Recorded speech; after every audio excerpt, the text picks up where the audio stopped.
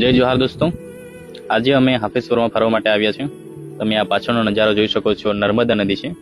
અને હાફેશ્વરનું proper location આપણે જાણીએ તો હાફેશ્વર ગુજરાત રાજ્યના છોટાઉદેપુર જિલ્લાના કવાંટ તાલુકાના અંતરિયાળ વિસ્તારનું આદિવાસી એક ગામડું છે.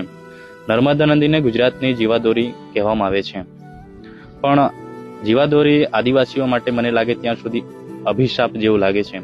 કારણ જે નર્મદા નદી પર જે બંધ બાંધવામાં આવ્યો, સરદાર સરોવર ડેમ નર્મદા ખાતે, નર્મદા ડેમ બનવાના કારણે આદિવાસીઓને જે જમીનો છે, વર્ષોથી આદિવાસી આ જંગલોમાં રહેતો અને જંગલોમાં જે ખેતી કરતો, એ આ ડેમના કારણે ડૂબમાં ગઈ.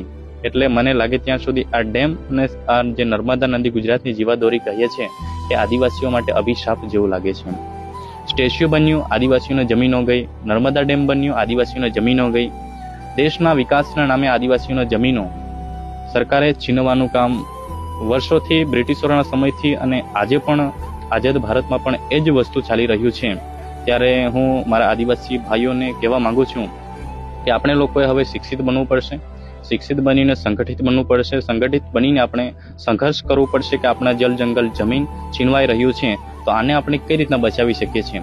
એને બચાવવાનો એક જ ઉપાય છે કે આપણે હવે આદિવાસીઓ હવે શિક્ષિત થવું પડશે.